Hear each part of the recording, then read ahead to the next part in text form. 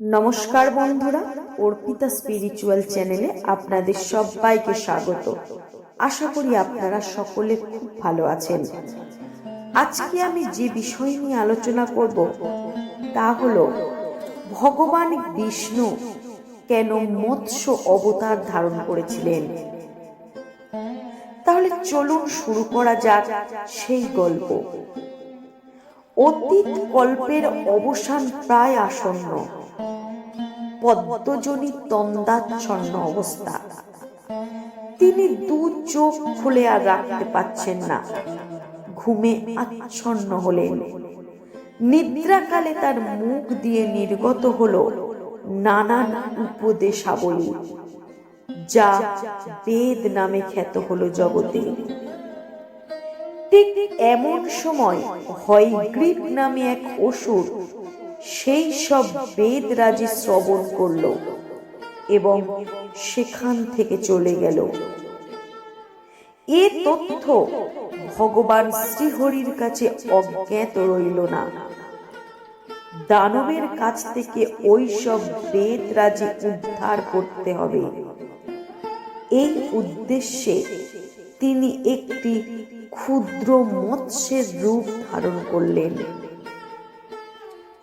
এদিকে রাজর্ষি সত্যব্রত বৃতমালা নামে এক নদীতে এসে সেই সময় স্নান সেরে তর্পণ করার জন্য অঞ্জলি পেতে নদীর পবিত্র স্বচ্ছ জল ভরতে গেলেন। আর ঠিক এমন সময় সপরি নামধারী মৎস্যরূপী ভগবান তার অঞ্জলি পুটে উঠে এলেন। রাজশ্রী তা দেখে জল ফেলে দিতে উদ্যত হলেন। শ্রীহরি কাতর স্বরে বললেন, হে কৃপা বৎসল রাজা, দোহাই, এই নদীর জলে আমাকে ত্যাগ করবেন না। আমি অত্যন্ত ছোট মৎস্য। কোনো বড় মৎস্য আমাকে আহার করে নেবে। দয়া করে আমাকে বাঁচান। এখানে কেউ আমাকে বাঁচিয়ে রাখবে না। সমস্ত বড় মাছ আমাকে খেয়ে সাবার করে দেবে বলে ভগবান বিষ্ণু সেই রাজার কাছে অনুরোধ জানাতে লাগলেন।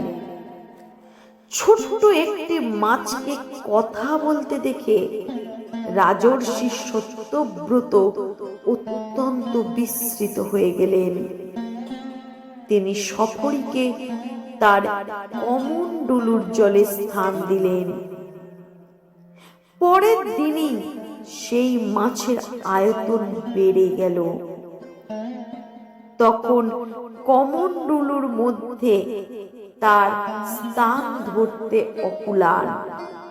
সে এতই বড় হয়ে গেল যে কমণ্ডলুর মধ্যে সেই মাছ নিজেকে আর ঠিক রাখতে পারছে না। নিজের বসবাসযোগ্য জায়গা তার কাছে অধিক ছোট হয়ে গেছে। মাছ বলল, হে রাজা, এই কমণ্ডলুতে বাস করতে আমার ভীষণ অসুবিধা হচ্ছে। দয়া করে অন্য কোনো বৃহৎ স্থানে আমাকে রাখুন, যাতে আমি সুখে থাকতে পারি। এই বলে ভগবান বিষ্ণু রাজা সত্যব্রতকে অনুরোধ জানাতে লাগলেন। রাজা তখন তাকে একটি বড় কলসিতে জায়গা করে দিলেন এবং এক রাতের মধ্যে মাছের চেহারা এত বড় হয়ে গেল যে কলসিতে সামান্য নাড়াচাড়া করা তার পক্ষে অসম্ভব হয়ে দাঁড়ালো। তখন পুনরায় আবার পরের দিন মাছ রাজাকে অনুরোধ করতে জানালেন, হে রাজন, আমার এই কলসির মধ্যে থাকতে ভীষণ অসুবিধা হচ্ছে। আপনি আমাকে দয়া করে এই কলসির ভিতর থেকে মুক্ত করুন এবং আমাকে নতুন কোনো বড় জায়গায় স্থান দিন। মাছের অনুরোধে রাজা এবার সেই মৎস্যটিকে একটি সরোবরে ছেড়ে দিলেন। এক রাতের মধ্যে দেখা গেল মাছটি এমন আকার ধারণ করেছে যে সরোবরে বাস করা তার পক্ষে কষ্টকর হচ্ছে। আরো বড় পরিসর তার চাই। তখন পুনরায় আবার মৎস্য সেই রাজা সত্যব্রতকে অনুরোধ জানালেন তাকে যেন কোনো বড় পরিসরে রাখা হয়, কোনো বড় জলাশয়ে তাকে ছেড়ে দেয়া হয়। এবার রাজা তাকে ছেড়ে দিলেন একটি হ্রদে। সেখানেও একই অবস্থা। এক রাতের মধ্যে ওই মাছ মহামৎস্যে পরিণত হলো। পুনরায় আবার মাছ বলল, আমাকে বড় এক পরিসরে রাখার ব্যবস্থা করুন, আমাকে বড় কোনো সরোবরে রাখা ব্যবস্থা করুন। রাজর্ষি ঠিক করলেন এই মাছের পক্ষে সমুদ্রই শ্রেয়। এই মনে করে তিনি মৎস্যটিকে নিয়ে আবার সাগরের দিকে হাঁটতে লাগলেন। মাছ আঁতকে উঠল, রাজা আমাকে সাগরে ছেড়ে দেবেন না, ওখানে কত রকমের বড় বড় জলজ জন্তু আছে, আমায় ধরে ওরা খেয়ে ফেলবে, আমার প্রাণ চলে যাবে, ভয়ে আমার বুক কাঁপছে, দয়া করে আপনি আমাকে সমুদ্রে ছেড়ে দেবেন না, তাহলে আমি আর জীবিত থাকব না। রাজা সত্যব্রত বিনীত কণ্ঠে জানতে চাইলেন, হে রূপধারী মৎস্য, আপনি কে? কৃপা করে আপনি আমাকে আপনার পরিচয় জ্ঞাপন করে আমাকে এই উৎকণ্ঠা থেকে মুক্ত করুন। তখন মৎস্যরূপী শ্রী ভগবান বললেন, হে রাজর্ষি, আজ থেকে 6 দিন পরে অর্থাৎ 7 দিনের দিন মাথায় সমুদ্রে শুরু হবে মহাপ্রলয়। ঘনিয়ে আসবে ভীষণ দুর্যোগ, জলে ভেসে যাবে চারিদিক, স্বর্গ মর্ত পাতাল সব জলের তলায় চলে যাবে। সেই সময় মস্ত বড় একটা নৌকা তোমার কাছে আসবে, আমি তাই পাঠাবো। তুমি ওই নৌকায় সব ধরনের বীজ, ঔষধি এবং 7 ঋষিকে নিয়ে উঠে আসবে। বায়ুর প্রবল বেগে নৌকা টাল সামলাতে না পেরে টলমল করবে। ঠিক এই সময়ে একটা ঘটনা ঘটবে এবং তুমি ঠিক বুঝতে পারবে যে ঠিক এই সময়ে একটা মোটা কাছি হাতের পাশে পাবে। আসলে সেটি কোনো কাছি নয়, আসলে এটা বহুরূপী এক সর্প। আর আমি এই সময়ে এক শৃঙ্গধারী মৎস্য রূপে জলে ভাসব। তুমি সেই কাছির এক প্রান্তে আমার মৎস্য শৃঙ্গের সাথে বাঁধবে, অন্য প্রান্ত নৌকার সঙ্গে। দেখবে নৌকা স্থির হয়ে আছে। তখন তুমি আর কোনো ভয় পাবে না, কোনোভাবে শঙ্কিত হবে না, তোমার প্রাণ বেঁচে যাবে।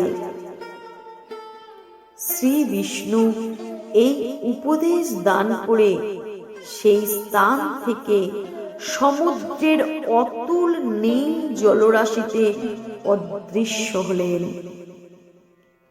রাজর্ষি সত্যাব্রত শ্রী হরির আদেশ অনুসারে সমস্ত রকমের বীজ, সমস্ত রকমের ঔষধি এবং 7 ঋষিকে একত্রিত করে সেই নির্দিষ্ট দিনটির জন্য অপেক্ষা করতে লাগলেন।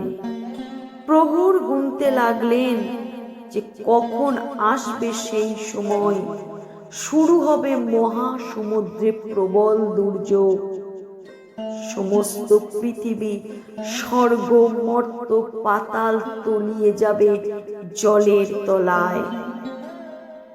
হায় রে বিধি, সপ্তম দিনে দেখা দিল সেই প্রবল দুর্যোগ, যে দুর্যোগের কথা 7 দিন আগে ভগবান শ্রী বিষ্ণু মৎস্যরূপে রাজা সত্যাব্রতকে বলেছিলেন।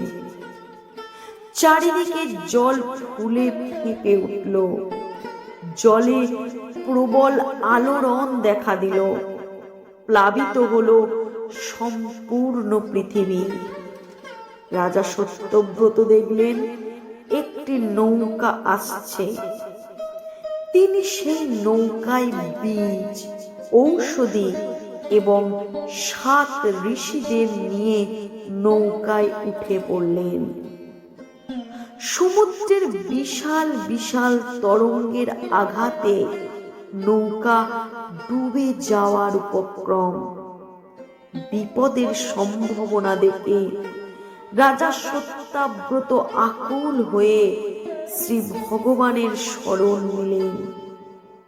সেই প্রলয় সলিলে এক শৃঙ্গধারী নিযুত যোজন পরিমিত শরীরের একটি স্বর্ণ বর্ণের মৎস্য ভেসে থাকতে দেখা গেল।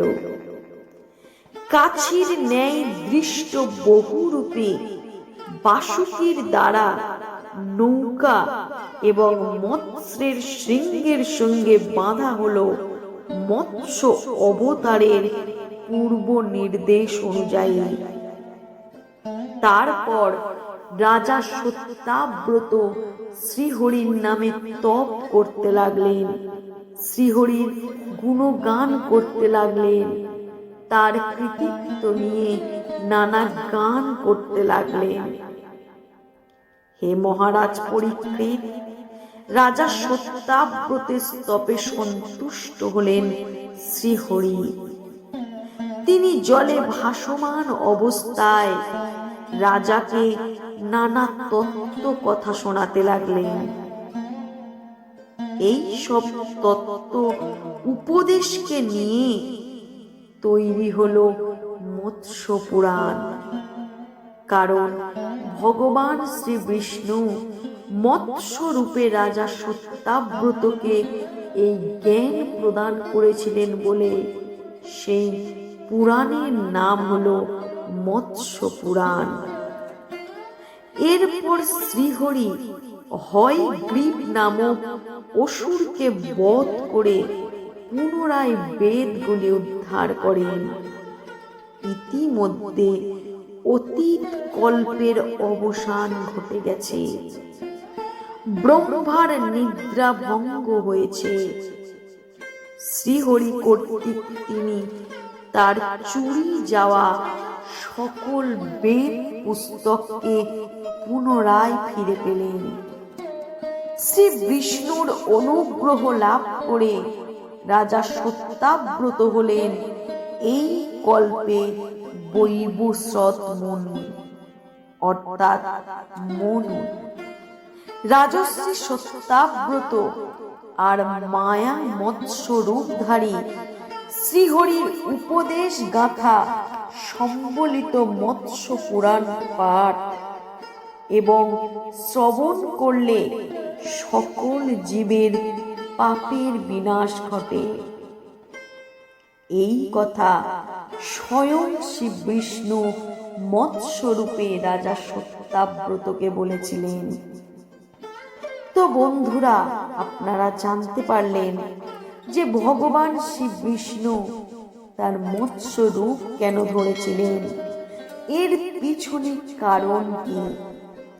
তো বন্ধুরা, আমার এই ছোট্ট গল্পটি যদি আপনাদের ভালো লেগে থাকে তাহলে আপনারা লাইক আর কমেন্ট করে তা জানাবেন, এবং যারা নতুন তারা আমার চ্যানেলটিকে সাবস্ক্রাইব করে আমার পাশে থাকবেন। আজকের গল্প এই পর্যন্ত। নমস্কার। জয় শ্রী বিষ্ণু।